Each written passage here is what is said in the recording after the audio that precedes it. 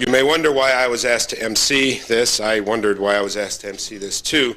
My conclusion is they couldn't get Schwarzkopf, and they wanted someone with that new bulky, chic look.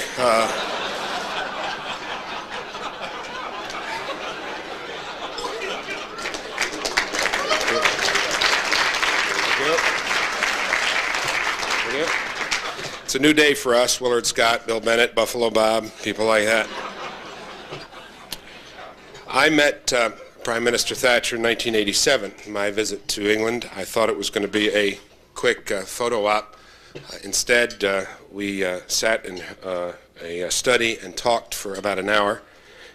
I was terrified when I saw on her lap a number of publications we had done at the Department of Education.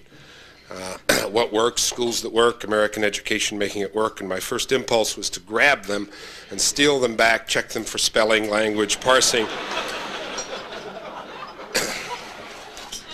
Worse than that, she had made marginal notes on the text. But she was very generous and very interested. And we talked about what I remember she said was a government's major and a civilization's major domestic political enterprise, the transmission of a culture, the transmission of values, the passing on of a tradition from one generation to the next, the upbringing of children as the central domestic political enterprise. I will never forget that hour and what I learned in it.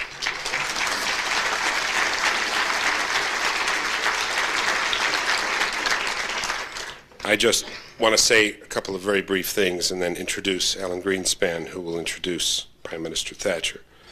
I told the Prime Minister, I just heard from my friend here, Michael Novak, an interesting statistic, that in the ground war in the Persian Gulf, 29 allies, members of the Allied forces, were lost, which is, as history records, the same number of Englishmen lost at the Battle of Agincourt. In that story, that every good man shall tell his son and daughter. Mrs. Thatcher has what one of her biographers has called inspirational certainty. Lovely phrase, I think. I, as a student of James Madison, have taken one of my favorite phrases about Madison and apply it to Mrs. Thatcher. James Barber said of Madison, "In him is the genius of his country personified." We can say the same of Mrs. Thatcher. In her is the good genius of her country personified. She is, for us, a focal point, a moral compass, a political North Star. She has reminded us what it means to be a leader. She is indeed a woman for all seasons. I would now like to introduce my colleague, former colleague, the Chairman of the Board of Governors of the Federal Reserve System, to make the formal introduction of Prime Minister Thatcher, Alan Greenspan.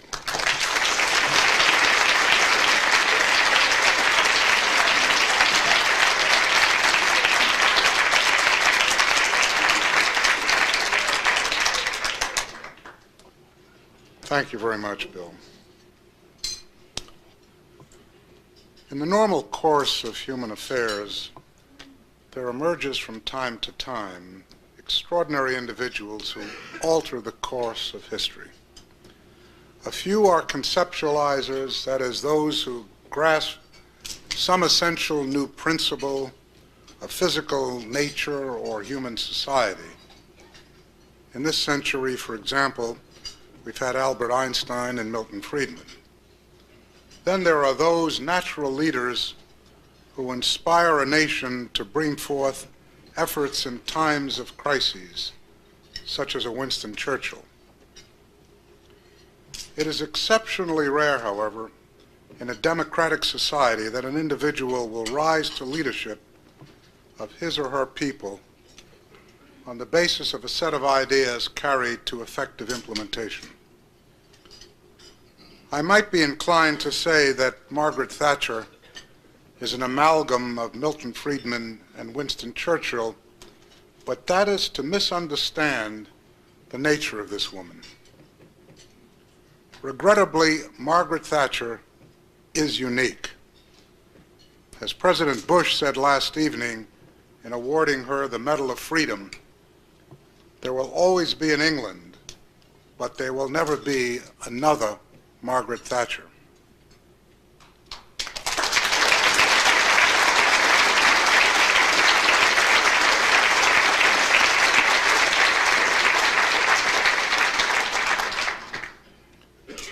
To her, ideas govern the world. Fortunately for us, she has not been content to merely define her own philosophy of society and then proceed to sit back and look to others to implement it. She has understood far better than any of us that unless you proselytize your fellow countrymen and then demonstrate unyielding adherence to principle, the world will not change. But before her will, it has. To be sure, Britain has. Before this audience, I certainly need not expand on her accomplishments there. Understandably, she has been an inspiration to all of us who believe in political freedom and free enterprise capitalism. Of greater significance, she has managed to convey a benevolence of spirit that has captured the imagination of hard-working achievers throughout the world, especially those here in America. Yesterday, when the former Prime Minister was visiting the People's House, the United States Capitol, crowds of tourists caught sight of her. Spontaneously, they burst into applause. It was a stunning moment. Their cheers emphasized just how profoundly this woman's combination of ideas and leadership have penetrated our society. Thatcherism is a force that will only gain strength as it proves to be right. It is a distinct honor and a personal pleasure that I am able to introduce to you one of the best friends this nation has ever had, the Right Honorable Margaret Thatcher, former Prime Minister of the United Kingdom.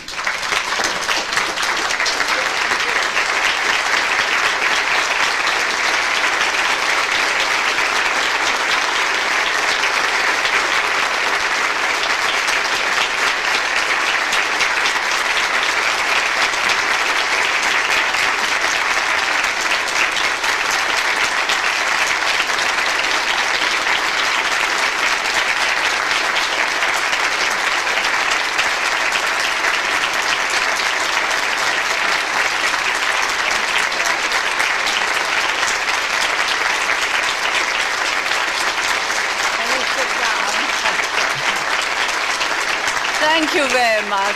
Thank you. Thank you. Thank you very much, Mr. Bennett and Mr. Greenspan. One could have dreamed of nothing more in my 11.5 years as Prime Minister than to be introduced at the end of it in such glowing terms, far beyond my just deserts. Thank you so very much. I'm not quite sure now who is my chairman, but never mind, I will cope. Mr. Chairman, ladies and gentlemen, it's a very great pleasure to be invited to address this distinguished audience, and in particular, to be the guest of the 5 prominent conservative organizations which, though normally fierce rivals in the struggle for influence, philosophy and funds, have come together to be our joint host. An astonishing event, Mr. Chairman.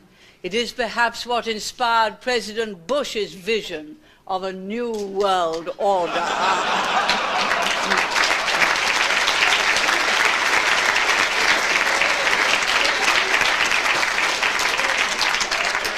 We have before us today the opportunities created by 2 great victories.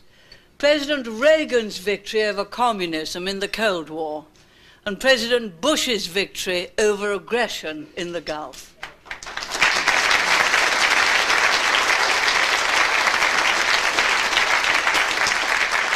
Both these victories were hard won. They required courage, the vision to see what was possible when others could not, and the persistence to fight through to a full and final conclusion. Very few leaders possess that combination of qualities. But in the Gulf War, President Bush showed leadership of the very highest order. He built a grand coalition of 28 allies. He assembled overwhelming force from around the world. He gave full backing to a brilliant military concept, which produced one of the greatest feats of arms with the fewest casualties in history. And he helped lay the foundations of future stability in the region. He can truly say, as Pitt said in 1804, "Amid the wreck and misery of nations, it is our just exaltation that we have continued superior to all that ambition or that despotism could effect. And our still higher exaltation ought to be that we provide not only for our own safety, but hold out a prospect for nations now bending under the iron yoke of tyranny, of what the exertions of a free people can effect."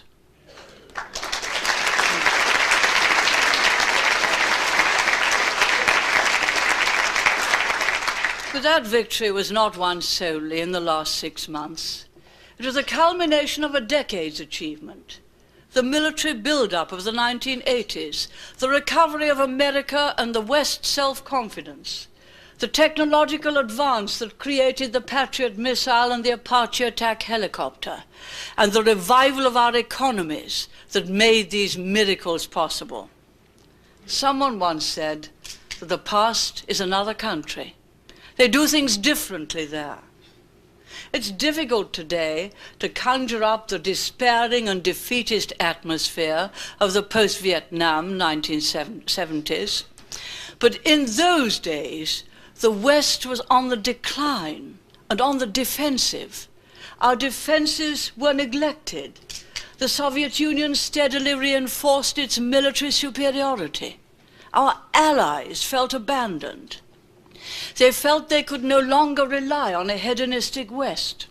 We coined the cynical joke, lose a country, gain a restaurant.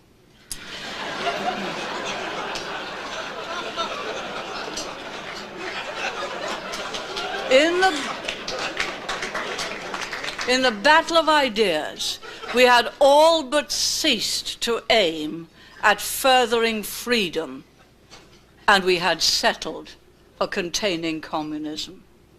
This political weakness only mirrored deeper weaknesses in our society. Every such crisis is ultimately a crisis of the spirit. We knew we had lost time, lost nerve, and lost ground. So as the 80s began, we in the United States and Britain set out in a new direction. We wrestled with the challenge of reviving our economies. We rebuilt our shattered defenses. We faced up to the threat of a Soviet empire at the peak of its military might, made still more dangerous by knowledge of its own economic weakness and social fragility. We made it clear that arms control would proceed on the basis of genuine equality of weaponry between East and West, or not at all. The Soviet Union built up its SS-20s. We deployed cruise and Pershing missiles. The result? The first ever agreement to reduce nuclear weapons. When the Soviet Union said that Germany could only be united if it left NATO, President Bush and I stayed firm. The result? A reunified Germany fully within NATO.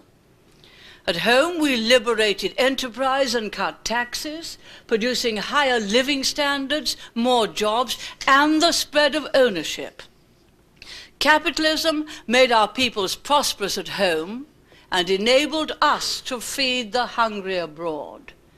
Socialism, by contrast, proved the road to poverty and serfdom. As Eastern Europe emerges from the darkness, the truth is now fully known and told, even by communists. Behind statistics boasting of bumper crops, food rotted. As economic growth rates soared on paper, people queued for hours to buy goods that a Western supermarket couldn't even give away. As five-year plan followed five-year plan, command economies turned out products that no one wanted to buy and created an environment in which no one wanted to live. But the world was strangely reluctant to observe these facts. A World Bank report praised the Romanian economy for achieving high rates of growth from the early 50s on. A perceptive economist, whose name is not unknown to you, Alan Walters,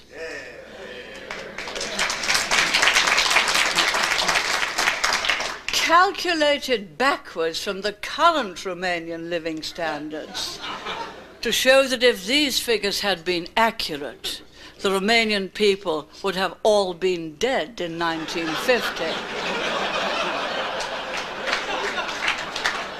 Since then, Mr. Chairman, life has drained out of communism entirely, and with it, the heart went out of socialism. Make no mistake, these communist regimes were not some unfortunate aberration, some historical deviation from a socialist ideal. They were the ultimate expression, unconstrained by democratic and electoral pressures, of what socialism is all about. State ownership at the expense of private property, government control at the expense of individual enterprise, the pursuit of equality at the expense of opportunity for all.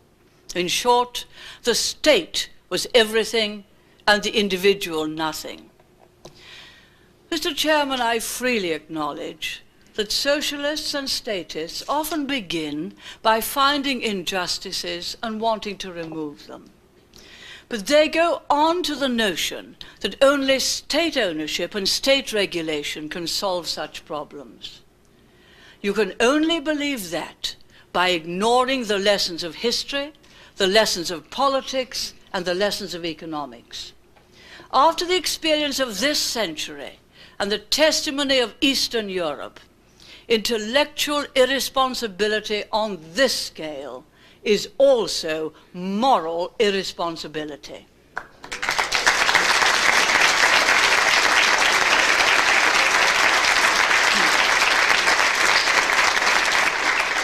We knew that communism was spiritually bankrupt, and we said so. We knew that the Stalinist system would always produce misery and tyranny, but could never produce prosperity and dignity, and we said so. We knew that the captive nations under communism wanted and deserved to be free, and we said so. We even dared to use the phrase, captive nations.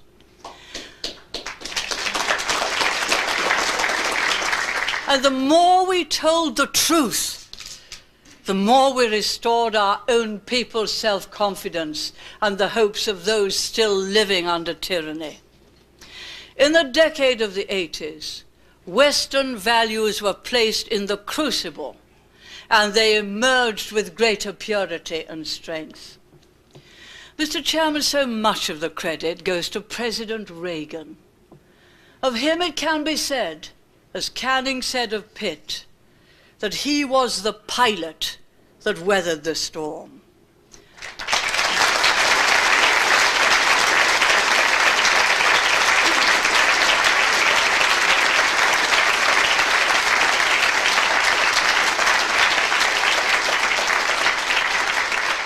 The world owes him an enormous debt, and it saddens me that there are some who refuse to acknowledge his achievements. For the whole world changed. The Cold War was won without a shot being fired. Eastern Europe regained its freedom.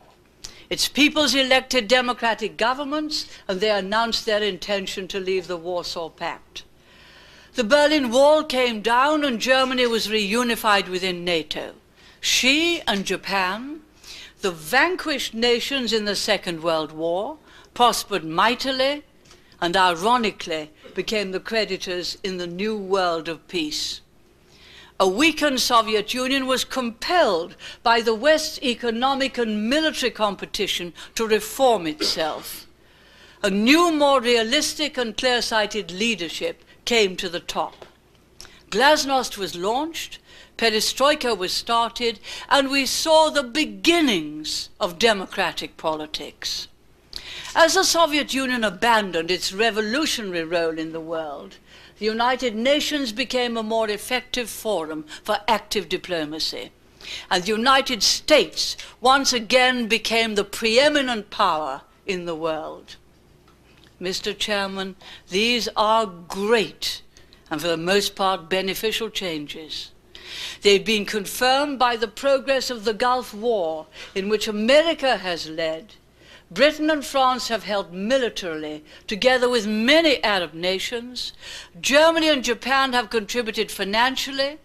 The United Nations has given its blessing.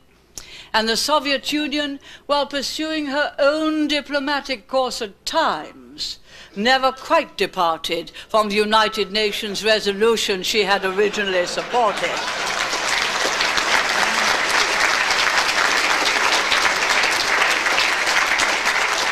Mr. Chairman, a new world means new problems and the need for new approaches. How do we deal with the crisis in the Soviet Union? How do we reshape NATO in the post-Cold War world? How do we preserve and strengthen the economic foundations of the Western alliance?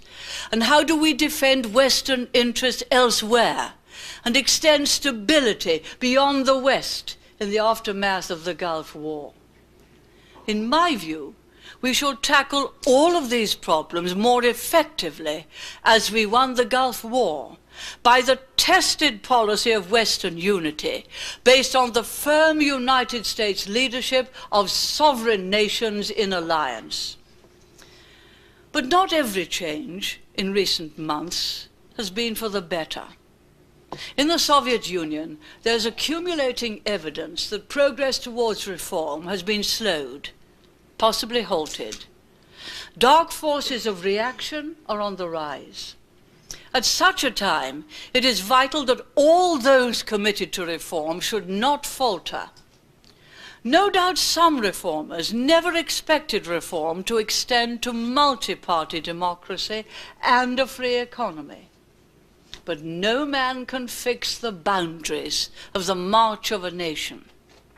And divisions among reformers in the Soviet Union now would only hand victory to the hardliners, whom I, at least, refuse to call conservatives.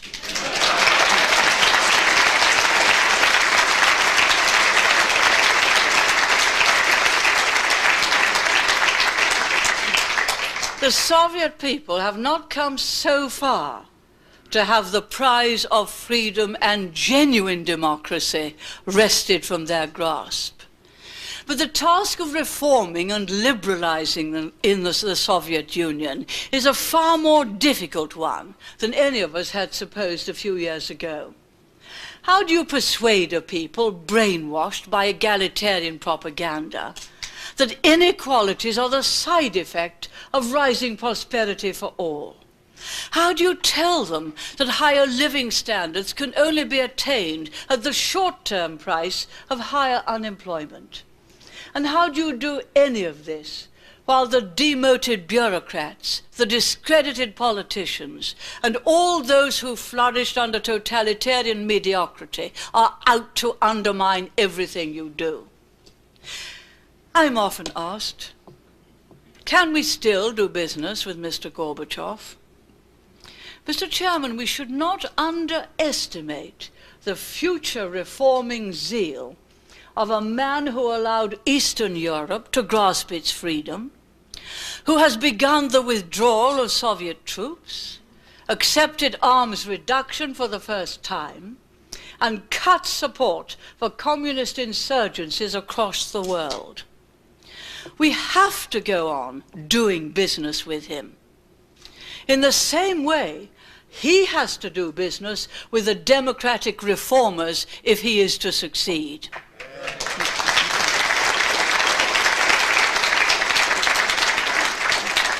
The pessimists among you will perhaps reply that the Soviet leader embarked on reform so as not to be left behind by the military build-up and economic progress of the West in the 1980s.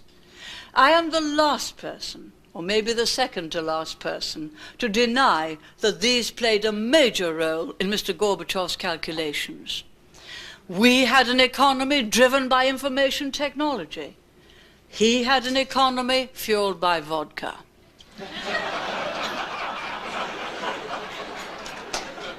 But the very realism that prompted these reforms will persuade him to step up liberalization if he can, when the present slowing of perestroika pushes the Soviet economy further into crisis, as it must. Perhaps it doesn't really matter whether the optimists or the pessimists are right, because optimism and pessimism dictate the same policy. If Mr. Gorbachev remains a reformer at heart, as I believe, he will privately welcome Western pressure for reform and employ it against the hardliners. If he himself has succumbed to the hardliners, as some others believe, the West's pressure will push him too in the direction of reform. So what kind of reform should we be seeking for these people who've rejected a false ideology but haven't yet learned the ways of freedom? It's fashionable in some circles to argue for credits for the Soviet Union. But to give large credits to fill shops won't help to build the necessary structures of liberty. Those credits would be dissipated quickly, leaving an increasing burden of debt. Any assistance to the Soviet Union must therefore be granted only in response to practical economic reforms. Helping the present structures will only keep reform at bay. We must instead encourage the dispersal of power from Moscow to the republics. 5 Soviet republics are now negotiating for such a dispersal of power, and let us hope that those negotiations succeed. Second, we have to stress to the Soviets just how essential private property is to liberty.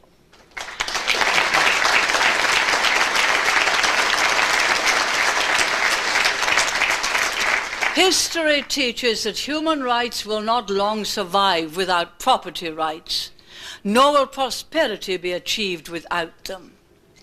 Nor is freedom secure without independent courts and a rule of law. Here we have experience and knowledge totally denied to people who have grown up in a totalitarian system.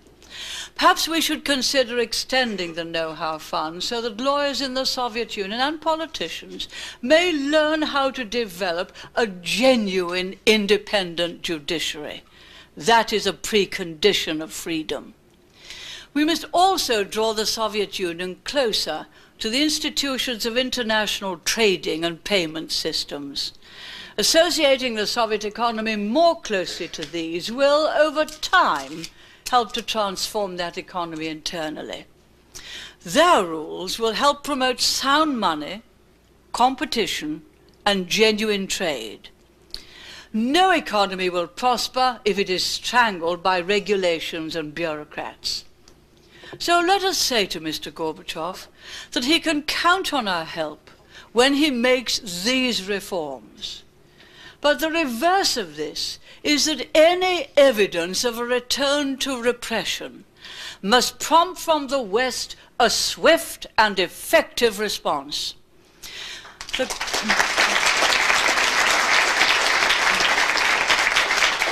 The constant raising of human rights cases in the Soviet Union over many years, especially since the Helsinki Accords, undoubtedly had an effect.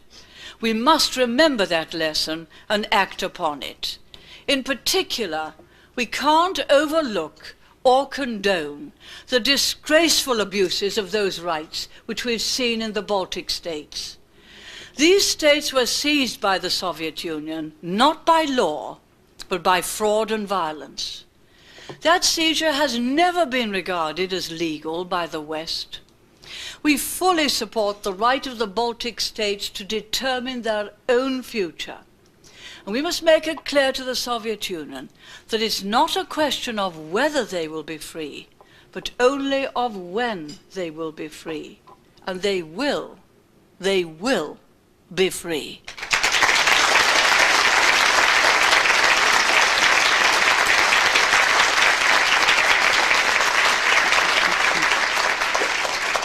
And now, how do we reshape NATO? There are signs that the Soviet Union is failing to fulfill either the letter or the spirit of the terms of the Treaty for Reduction of Conventional Forces in Europe that we signed in Paris. And there are signs of pressure by the Soviet military to reassert its position. Mr. Chairman, the re-emergence of tension and uncertainty on Europe's eastern border ought to remind NATO's continental European members both that international dangers can rarely be predicted and that sustained commitment is necessary to deal with them. We must never forget that it is NATO, because it is strong defense, which underpins that peace with freedom and justice which we in the West enjoy and now have the opportunity to extend to others. NATO has been uniquely successful in maintaining liberty. It's not just a military alliance, but an alliance in defense of a way of life. NATO must not be discarded.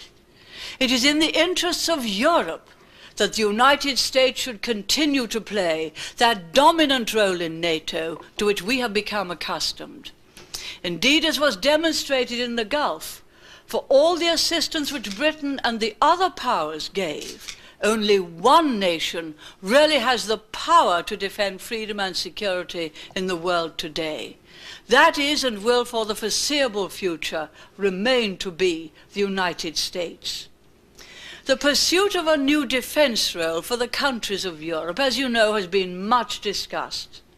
And it's certainly true that within NATO, the European countries should make a greater contribution. The European countries must also be prepared to take a more active military role in response to events outside NATO's present area. Germany's interpretation of its constitution has so far prevented it from making such a military contribution. But a full commitment to the defense of international freedom and stability requires risking life as well as treasure.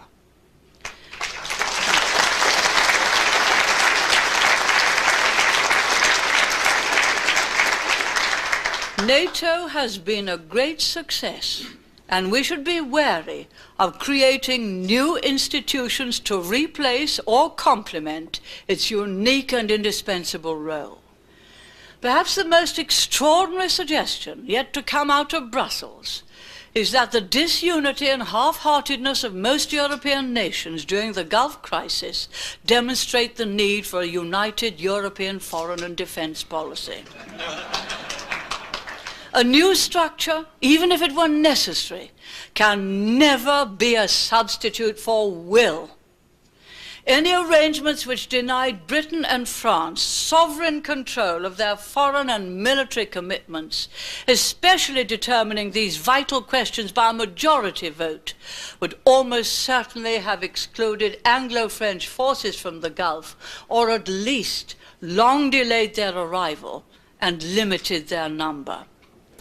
In those grim early days after Iraq's invasion, America would have been left to stand alone. And it is far from certain that even after prolonged deliberations, the European community would have contributed military assistance. The methods of compromise which underpin such decisions would almost certainly have left Europe on the sidelines. For many years, successive American governments believed that progress towards the United States of Europe would relieve America of the burden of defending freedom. That hope, alas, turned out to be greatly exaggerated.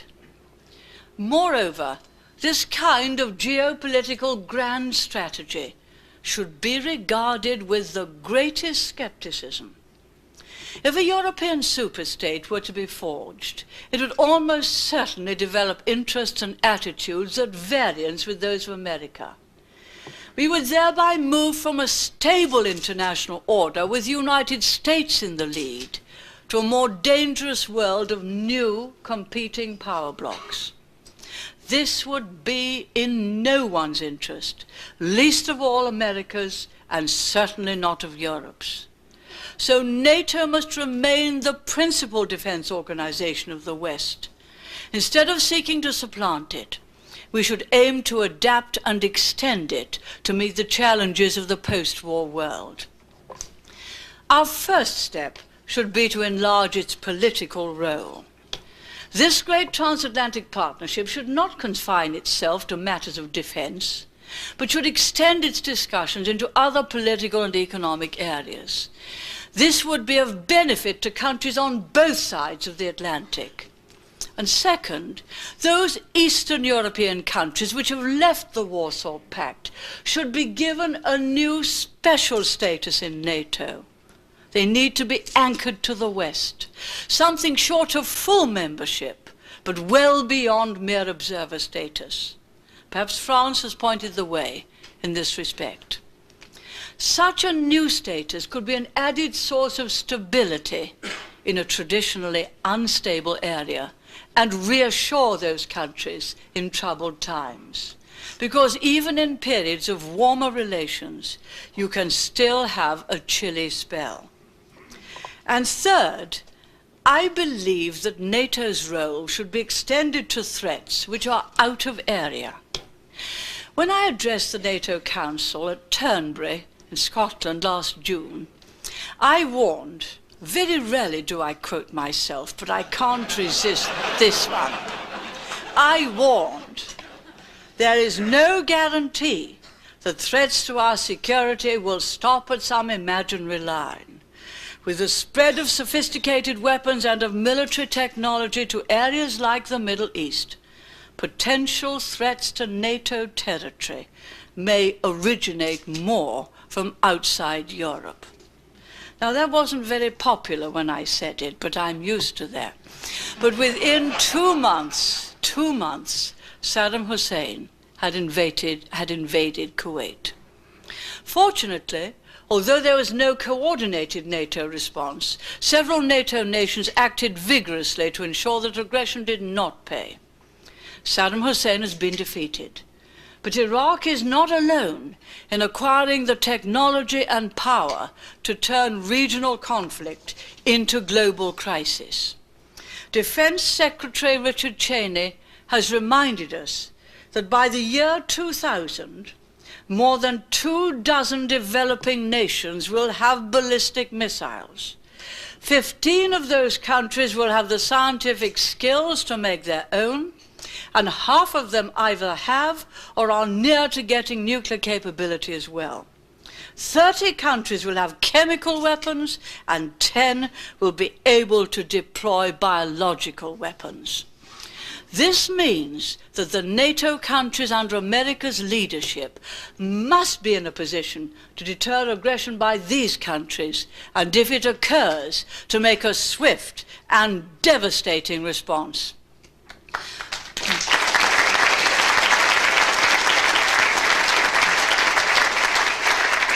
Strong defense will continue to be necessary and costly, for technology doesn't stand still.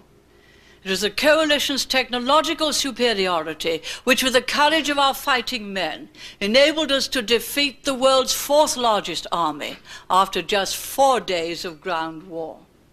For myself, I believe we must keep up the rate of technological advance, which gave us the Patriot missile and which is giving us SDI. All too often,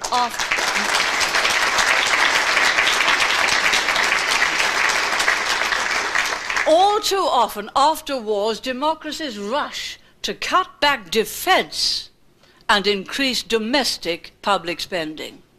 The end of the Cold War led to a similar reaction. It's time to consider whether the plans to reduce spending on defense should be revised. Resolve is not enough. You must have the military capability too. And perhaps the single most important point to be made today is that the only real peace dividend is quite simply peace.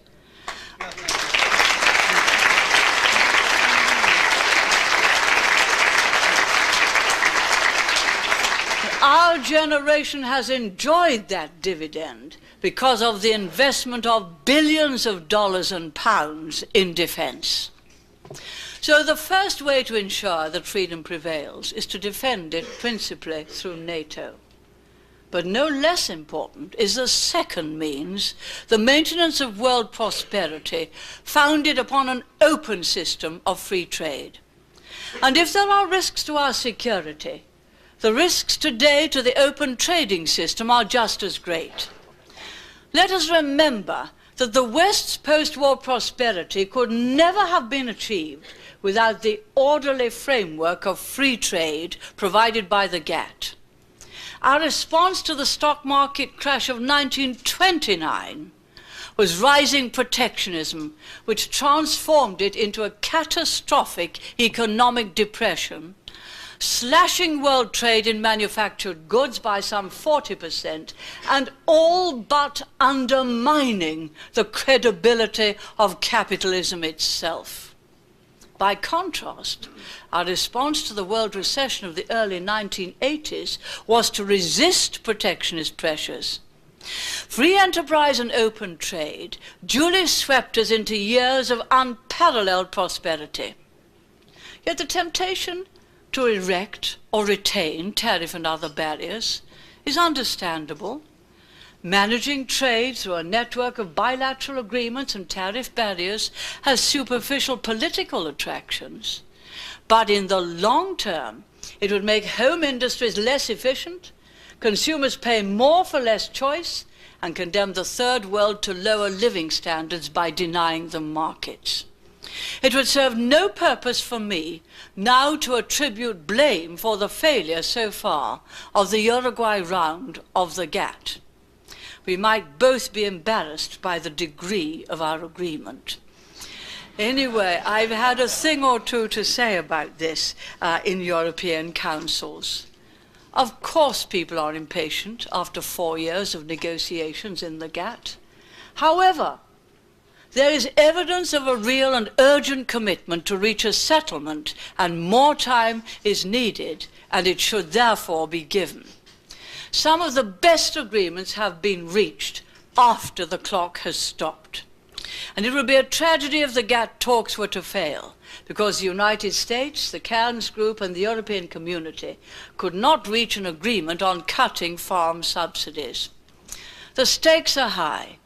If GATT should fail, we would gradually drift into a world of 3 powerful protectionist trading blocs based on America, Europe, and Japan, engaged in mutually destructive trade wars.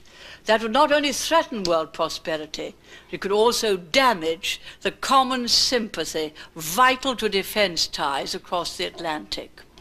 We should be moving in precisely the opposite direction.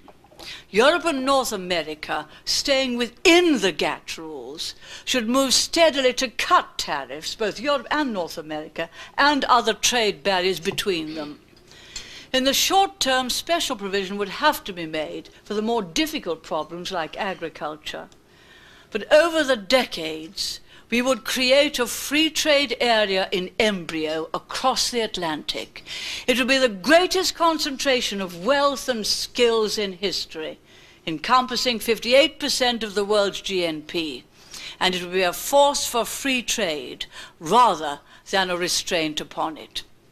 The very size and prosperity of the group would give it enormous influence in setting liberal rules for open world trade, and the inclusion of America would reassure the fears, however unjustified, of some European countries about German economic dominance.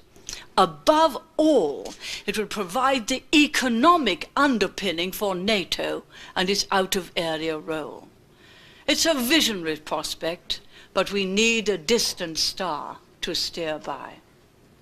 Now, may I say a word about Europe? More than I have said. The European community's response to the challenges and opportunities of free trade will be crucial. Europe is now at the crossroads.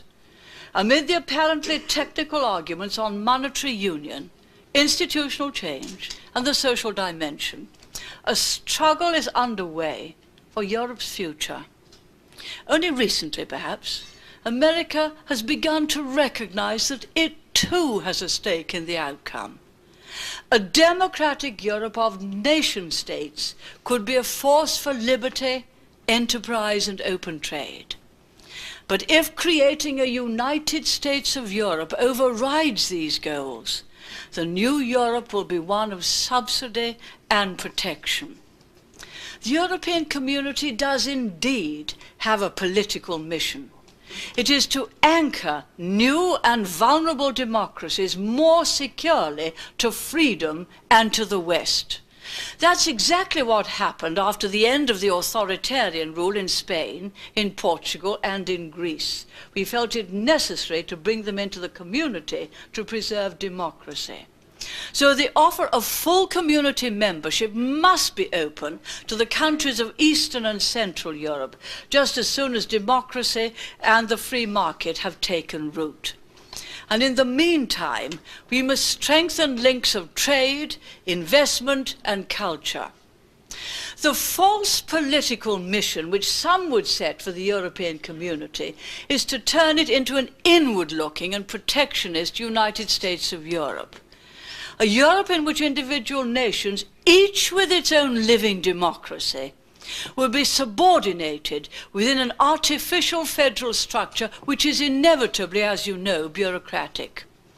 For a community lacking a common language can have no public opinion to which the bureaucrats are accountable. Americans and Europeans alike sometimes forget how unique is the United States of America. No other nation has been created so swiftly and successfully. No other nation has been built upon an idea, the idea of liberty. No other nation has so successfully combined people of different races and nations within a single culture. Both the founding fathers of the United States and successive waves of immigrants to your country were determined to create a new identity. Whether in flight from persecution or from poverty, the huddled masses, with few exceptions, welcomed American values, the American way of life, and American opportunities. And America herself has bound them to her with powerful bonds of patriotism and pride. The European nations are not and can never be like this. They are the product of history and not of philosophy. You can construct a nation on an idea, but you can't reconstruct a nation on the basis of one. Political institutions can't be imposed if they are to endure. They have to evolve, and they have to command the affection, loyalty, and respect of populations living under them, and they have to be accountable to the people.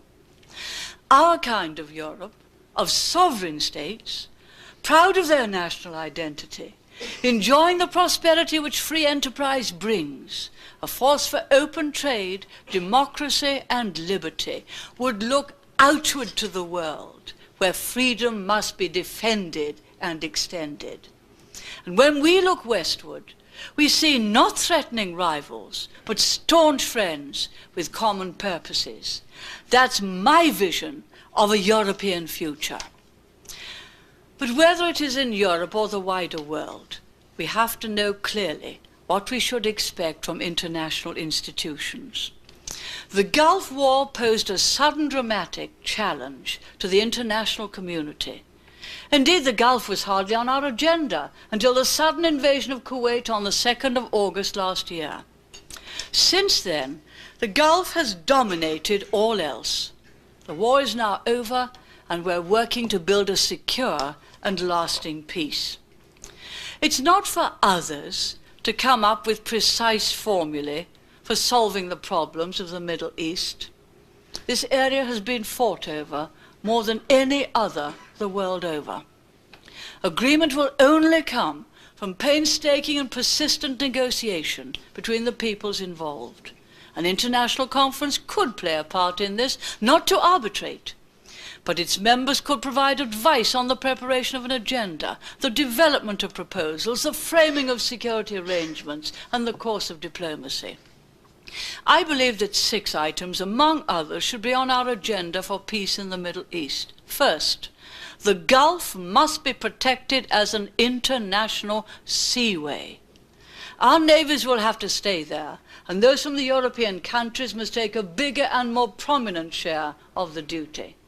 Secondly, military equipment and supplies will need to be pre-positioned in the area, both to deter further aggression and to enable rapid deployment of Western troops should that deterrent fail. And third, arrangements must be made to safeguard the security of the borders of Kuwait. For who will be prepared to invest the enormous sums required to rebuild Kuwait unless security is properly established? And I believe a United Nations force would be right for this purpose. The wider security arrangements have yet to be worked out. They must be firm and strong in view of the past history as well as the present recent uncertainty and recent events in that area. And fourth, there's the question of biological, chemical, and nuclear weapons. We must be satisfied by direct observation and inspection that Iraqs have been destroyed. We should have sanctions against supplying them with equipment that could be used for that purpose. And Iraq's territory must be open to rigorous inspection to show that production has not begun again. And fifth, countries which engage in aggressive war can't expect to be allowed freely and quickly to build up their military strength.